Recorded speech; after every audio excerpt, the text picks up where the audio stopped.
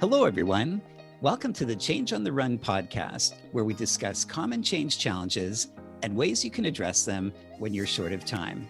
I'm your host, Phil Buckley.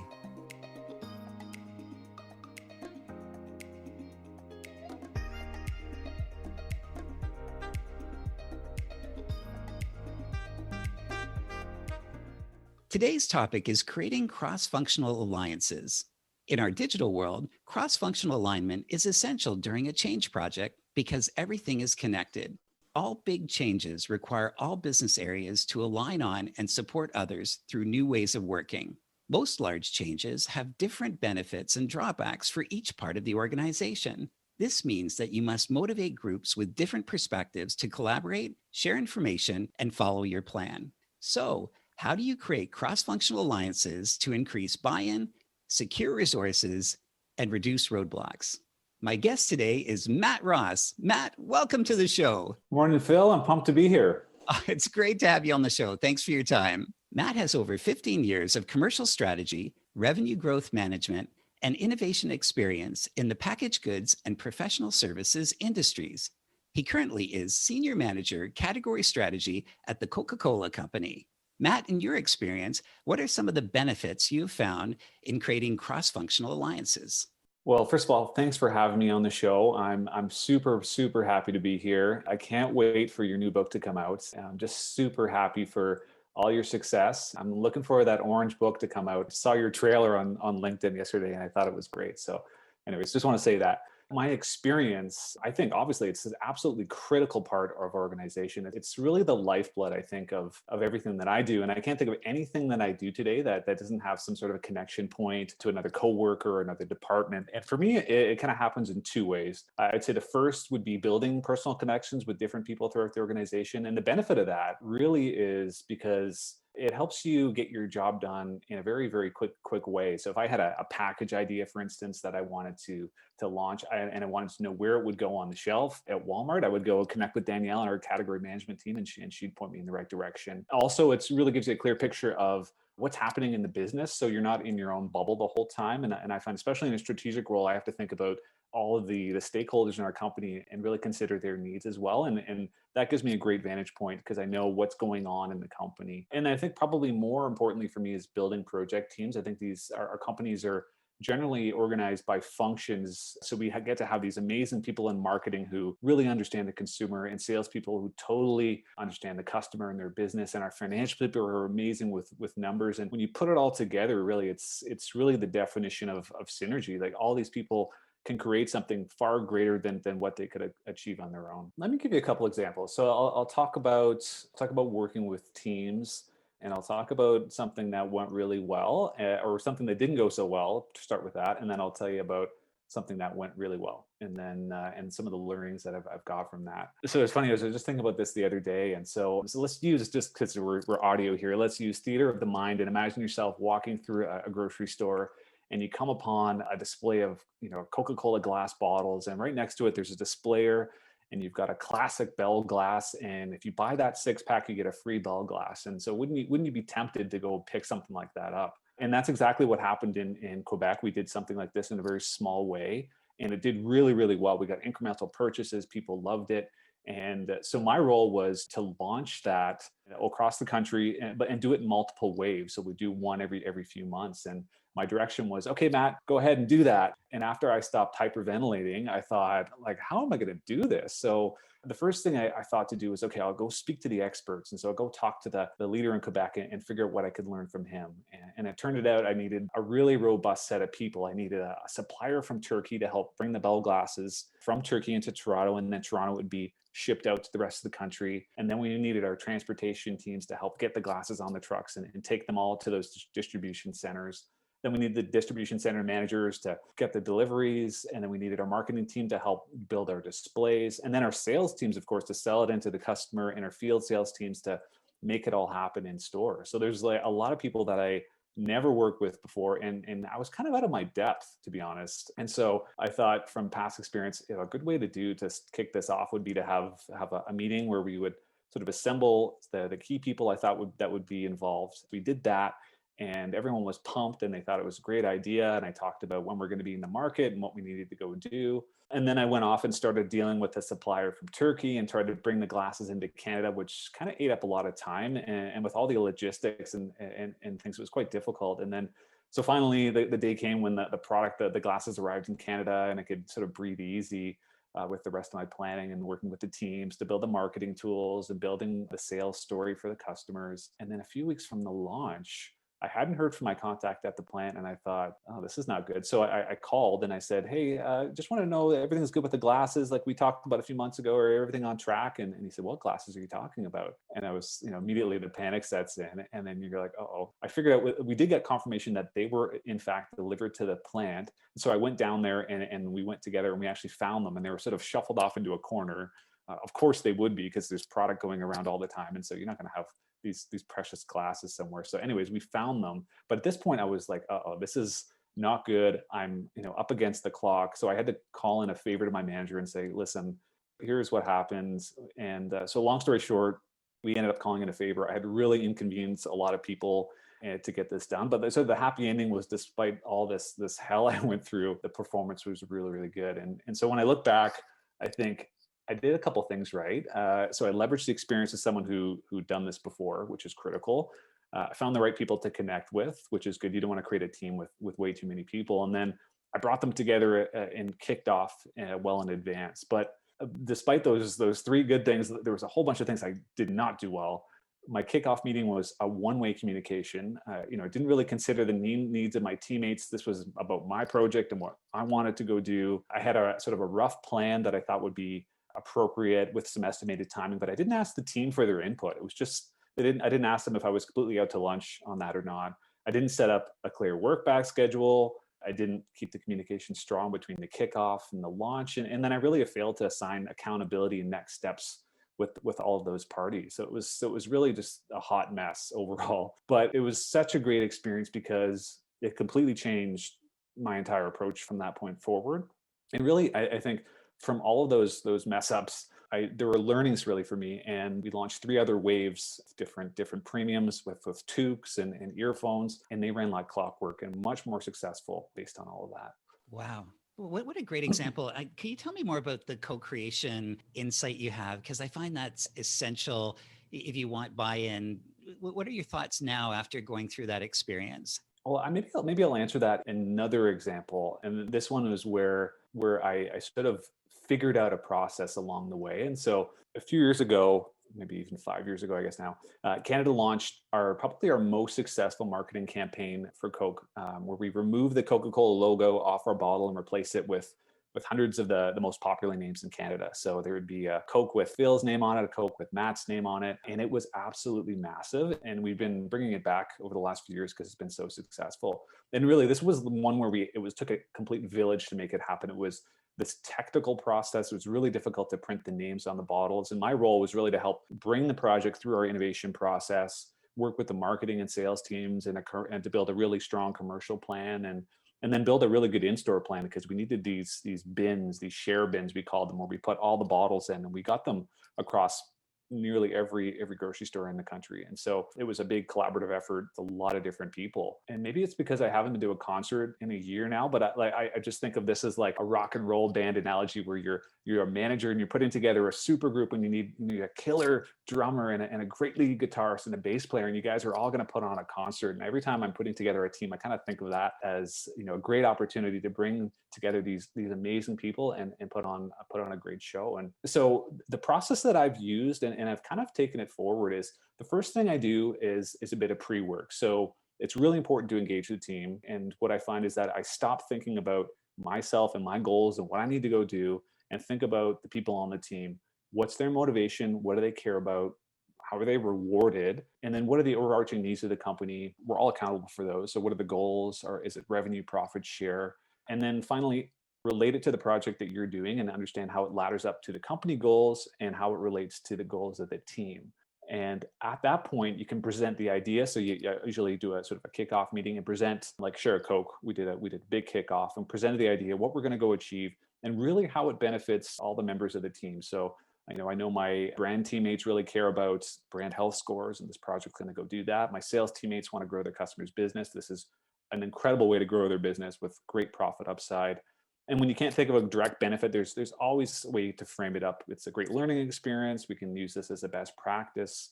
We could share it with global. It can be replicated again and again. There's always something you could find. And so, once everyone's engaged, then the next part is really putting together the plan for the team. So after presenting the idea, I do a really detailed work back schedule on what needs to go happen, what meetings that we do we need to have. But after I do that, I kind of stop and say, what do you guys think? Do you think this is going to work? Please poke holes, mess with my dates. Tell me I'm crazy. And at that point, what that does is it gives them ownership of the project themselves. We put it together. It's not mine. It's everyone's project, which I find is really, really helpful. And then we really sit together and talk about, okay, well, who's going to go do what? And that's another important point as well. The feeling of empowerment. It's so important for the teammates in a group like that to really feel empowered and not feel micromanaged. And we're all experts in our own certain ways. So I think that's critical too. And then finally, set up meetings in the calendars, run the meetings as they need to be, address key issues, try to remove any roadblocks along the way to our goal. And then hopefully, and in this case, we had a great launch, but you have a great launch. And then after the launch, I really think it's important to close the loop, to celebrate. For Share Coke, we got bottles printed with all of our names of the team on them. So that was great. And always thank the team for their hard work and really end on a high, because you never know when you're going to work together again, and you want it to be a great experience. And so that's what we did for Share Coke. And it's really a masterclass on how to create alliances that have strong bonds to achieve greater results. And intuitively, it makes sense that you'd want to create alliances across different areas, but that's not always the case, whether it's the classic, sales and marketing don't get along, or, ops and commercial don't get along. What do you think gets in the way of forming cross-functional alliances? Well, that's a great question. I think a couple things. One, I think we get in the way ourselves. I think, first of all, if you've never done it before, you don't know where to start, and you just figure, you know what, I can do this myself. Or you do it incorrectly, where you take little regard for people's time or their needs, or you've got, your own internal fears where you're not necessarily strong at leading a team, and you feel, oh, I don't want to encroach on someone's time, so they don't bother. The other things that get in the way, I'd say, would be team members that are non-compliant, and I find generally that's likely because that's something I haven't properly done. I haven't properly connected with them to get their engagement, and frankly, maybe that they just may be too busy or the wrong person for the team, and that's okay. But I find it's really important to keep a close eye on the team to really assess if everyone's being used or working together properly. If someone doesn't feel like they're not necessarily contributing, maybe they don't need to be there. So I think that's something that gets in the way as well. And then I think also it could be the organizational culture. Coca-Cola, thankfully, has a networked organization approach where we're launching products now that are using people from across the world, and we're using technology to our advantage to really bring things to life. And companies sometimes that don't have that approach, or very siloed organizations, often come up with problems in that area. And it's also, and sometimes it's seen as a badge of honor to be fully self-sufficient, and that can lead to errors, I guess, in the future. No, absolutely. And I know you've done a lot of, consulting, in the past, and just, not to mention a name, but even with a company, did you ever observe one where they were so siloed that they seemed unable to connect across, different managerial areas, and what impact that had on them? Thankfully, I've never been in a situation at Coke where that's happened. It's always been a very sort of collaborative organization in that sense, but definitely I've heard stories in the industry where, sales or marketing don't get along. And it's really tough, because the sales teams, want to sell a great product, and marketing teams want to have great marketing ideas. And that's the sort of the age old butting of heads between those two groups. And in some companies that can be a really strong divide, and you end up with plans that can't be used, and it can be very tough. Yeah. No, yeah, that age old, the master package doesn't fit on the shelf. And just wondering, if in change, I find almost everything rolls up to the leaders. And, for example, with Coca-Cola, your leaders are demonstrating the culture that enables collaboration. Can you think of, or have you seen a senior leader excel in creating these cross-functional alliances? Mm-hmm. And if you have, what do you think that they've done that has enabled this environment in which people can naturally connect and form bonds? It's sort of ringing a bell, like talking about marketing and sales, and it reminds me of a role I had a few years ago. And so Coca-Cola obviously has a history of making great marketing plans, and I guess the company was getting to the point where they were finding that the marketing programs were fantastic, but to the eyes of the sales team, they weren't necessarily going to be super viable. And so what they did is they created a team that really sat between both groups, and that would help to really create strong commercially viable marketing plans and innovation that would work right off the bat for the sales organization. And I had my manager at the time was really good at the intricacies of bringing sort of disparate teams together to collaborate on big initiatives. And I think back, he did three things really well. I think first of all, he had really good emotional intelligence, so he understood the teams really well, and likely because he had worked on both sides of the company, he understood their motivations, their needs, and he would do little things that I found were really great. And he would give pointers like, if you want to go talk to someone on the marketing team, instead of shooting them an email, why don't you go down and talk to them in person? Because generally I find, you get more interaction that way, and probably it's just something that they appreciate more. And then from the sales side of the organization, email is fine, or a quick call, just sort of change your style for each group. And I thought that was really impactful. Secondly, he was excellent at bringing the right people together and really engaging the team. And what he did was he really made it fun, and it made people laugh and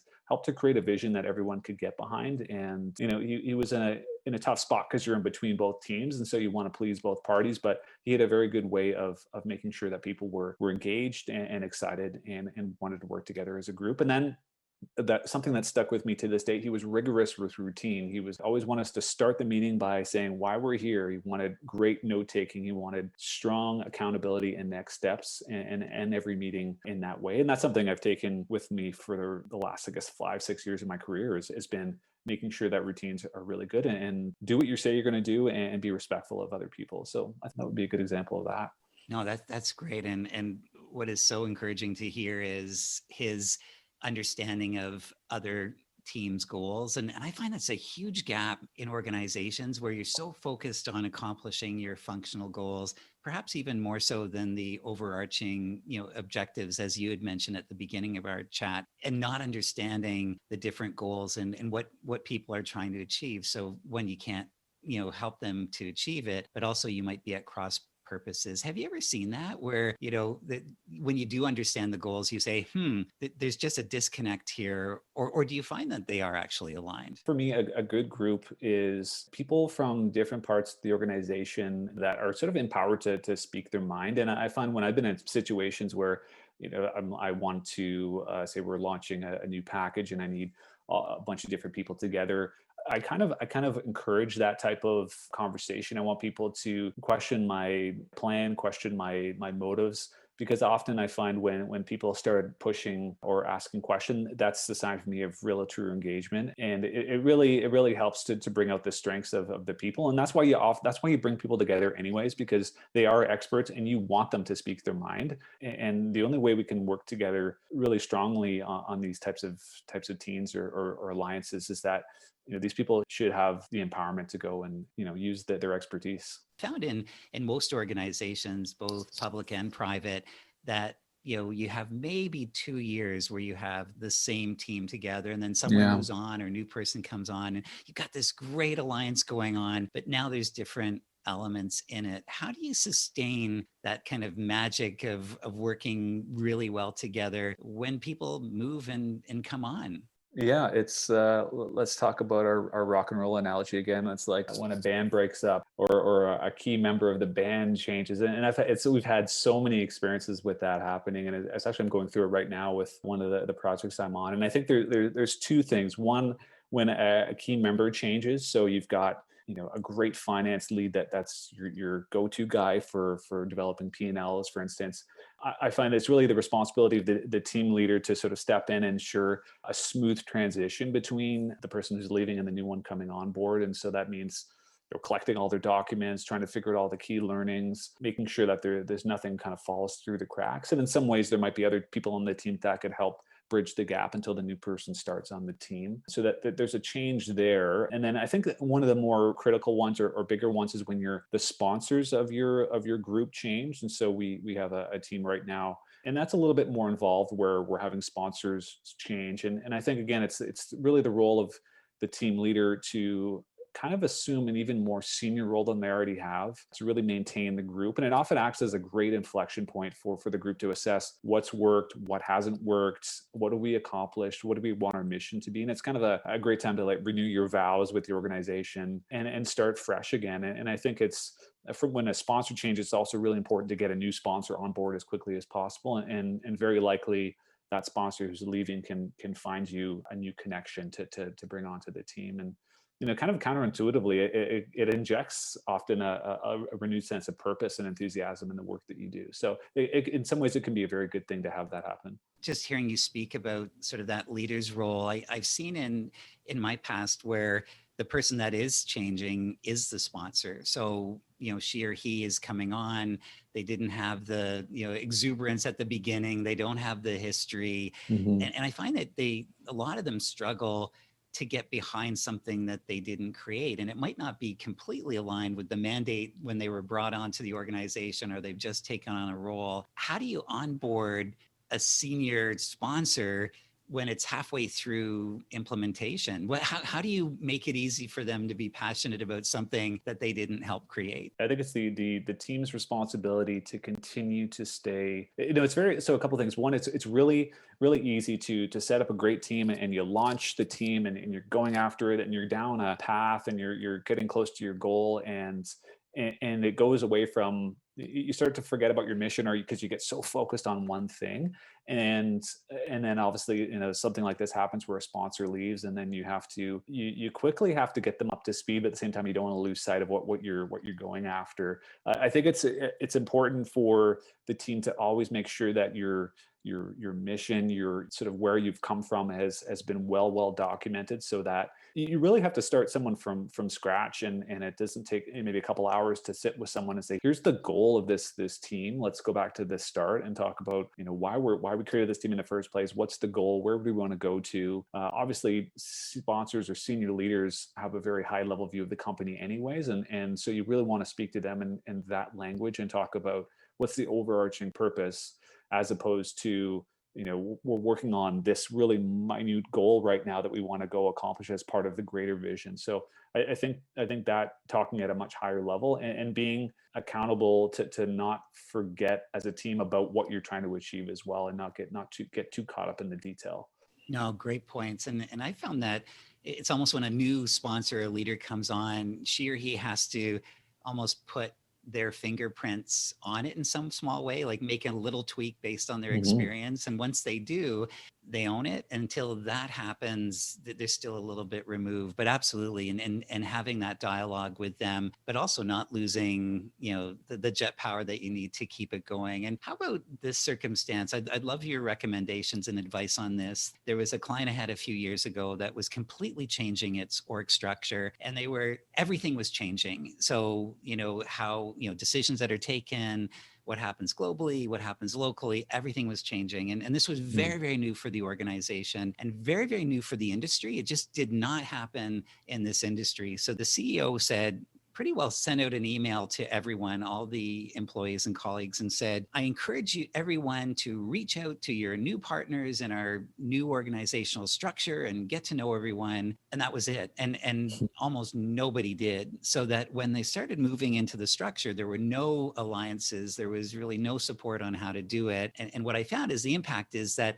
people stayed in the old structure because they were comfortable with it. If there was anyone going into something new, completely new, any advice for how to be that person that reaches out and starts forming and crafting those alliances that are all new? From what I found, when you create a team, there's a period of getting to know people and getting to know their style, and there's a bit of sort of a forming of the team, and it takes a while to get everyone up to speed. And once you're comfortable with each other, then you can start rolling. And I think when it comes to big organizational change like that, it's important at the outset to make those connections and meet with your new teammates and get to know them personally and get to know what they like and what they've done in the past. And what that does is when you end up starting to work together, it eliminates all of that sort of awkward forming time, and you can actually get down to work a lot quicker. And at least at Coca-Cola, where a lot of people are very outgoing, very personable, really nice people, great to work with. And so it's a pleasure to do that anyway. And it's great to meet new people and share new perspectives. And especially when you're in a global organization, it's a great way for you to leverage the knowledge and skill sets of people that might have been doing something that you could do in your country or your region. And so there's nothing but benefit from doing that. So I would say, go out on a limb and put yourself out there and meet new people for sure. I just want to go right back to the beginning of our conversation. I wrote it down because I just Mhm. thought it was such a powerful point. And I think it links to a theme throughout our conversation about making it personal versus just being business. And you had talked about calling in a favor to make something happen. How important is that? Because you don't have perfection in any plan where you can actually say, hey, can you do me a favor because I'm caught? Does that happen quite a bit with you, or is it a one-off? We're not perfect people, and that's one of the mantras of the company these days, is pushing for progress and not for perfection. And that's so important. And I think it takes sort of a strong character to admit that you need help, and you'd be surprised what people will go to do to help you. And because it feels good to help people, like people come to me and ask, like, hey, can you do me a favor, I'm coming up against a bind. And then you're happy to help because it feels great to go do that. It hasn't happened to me a lot, but that situation in particular, it was, I realized I was sort of up against the clock, and I felt, I was, might as well swallow my pride and ask for help. And because the opposite, the other side, if I didn't do that, it would have meant that that project likely would have failed. It would have been a lot worse for me. And everyone, needs help now and again. No one's perfect. And so to be able to go and ask for help and not have any negative repercussions because of that was very helpful too.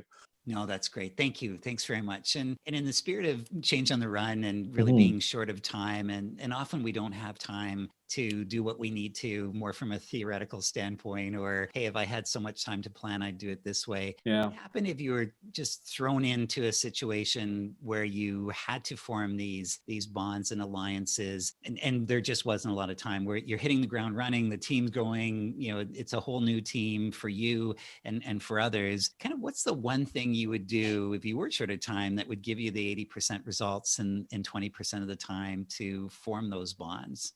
I might have to shoehorn in a great lyric from the Canadian rock band Rush, which says, "We're secrets to each other, each one's life a novel no one else has read." And I always think of that in the context of people I work with all the time. And it's such an incredible experience to work with so many different people. And often and rarely do we actually tap into their expertise. And all we have to do is ask. So I would say, if you're short on time, go seek out people that you love to work with, or you seem to really be able to collaborate with a lot of people, and ask them what they do and what's worked well for them. And then secondly, I would say, look at other people who are in roles that are definitely project management heavy. So in our company, product commercialization managers deal with tons of different people, and ask them what's worked well for them. So go to the experts first. Then the second thing I would say is, before you set out on your journey, say you were in charge of a big initiative, had to lead a project, and you'd never done that before, I would just open up an Excel or a piece of paper, and along sort of left to right, write the person's name, what's their role, what's their motivation, and how will the project that you're doing contribute to their goals. And if you don't know what their goals are, just ask the person, what are you in charge of? And when doing so, it helps you really speak to the team in their language and present your project to really get that strong engagement. So I think that's critical to do that. Just to further the rock analogy, and whenever you read a great rock autobiography, they always talk about the lessons learned, and what they learned and how they recorded it, what they've learned, and then they use it going forward. How do you record your lessons learned? And because you've got so many of them, and this is only one topic, and Yeah. but it sort of suggests that you've tracked them, you've recorded them, you've thought about them, and then you've put them into action. I'd love for you to share your thoughts for our listeners and for me. Yeah, no, I do a couple things. One, and this is just sort of something that I've done over the last few years, is just that, because often you do stuff during the day and you forget. And so I find so at the end of every month, I set myself a calendar reminder, usually on a Friday in the afternoon, and just as a reminder to note everything you've done over the course of the month. And that way you kind of keep a log of the stuff that you've done and then you look at the end of the year and like, wow, look at all these things I've done. So I do that. And then at the end of every project, I make sure I sort of note things that worked well, things that didn't work well, things to change for next time. And I kind of keep that as in the back pocket as well for future work streams or projects or any initiatives that I do. Thanks a lot. Yeah. And also from a former sort of HR career, it's a great way to do your performance reviews because you know the facts and you don't forget it, which is I find so many people don't do because they're too busy doing their role well. Yeah, and then we have monthly sort of sessions like that, and often I'll use the notes that I've taken to help fill out that document every month. Great. Thanks very much. And as we close off the show, Matt, do you have a one observation, an insight, a watch out, sort of a one last, hey, before you go, just remember this one thing about creating alliances cross-functionally? I think just reflecting on this today, I think for me, it all boils down to relationships and tips for the future or watch outs. I'd say like any good relationship, it's not a one-way street. So think about the other person's needs, be respectful of their time, and never underestimate the power of a thank you. Follow up with people, close the loop, show them what you've done with the work that they've helped you with, and continue to really nurture it and form a strong network with people. I'd say reciprocate with people, offer help unsolicited, share information, because you never know if you'll work together again, and also be the person that you personally would really want to work with. And I think another thing too, and we've talked about it, but if you're not an uber confident change leader, or you're not the project manager you want to be yet, and you're a bit nervous and you've never done something like this before, never be afraid to seek out help or guidance. I'd say, even if you don't know something, I like that Michael Scott in The Office says, talk to me like I'm 5 years old, that type of thing, and then you'll be surprised that people will actually go out of their way and they'll help you, and they'll share their knowledge with you. So never be afraid to go do that. Yeah. And I'd say from a watch out perspective, don't be a time hog, be respectful of people's time, and also make sure you empower others. People have a lot of great ideas, offer suggestions, be open to anything, and let your team run with it. Great advice. Thanks very much, Matt. And I really appreciate you being on the Change on the Run podcast, and appreciate your thoughts and perspectives and advice. How can people get in contact with you? They can find me on LinkedIn, Matt Ross, Toronto. Oh, fantastic. Thanks so much. And thanks again for being on the podcast. It's my pleasure. And also, I'd like to thank our producer, Charlie Buckley, and also thank you for listening. And if you're interested in learning more about the Change on the Run book that addresses all podcast topics, go to changeontherun.com, and pre-order bonuses are available from February 3rd to March 2nd. And the launch date is March 2nd, and then it's out into the world. So until the next time, I wish you all the best as you continue to lead change.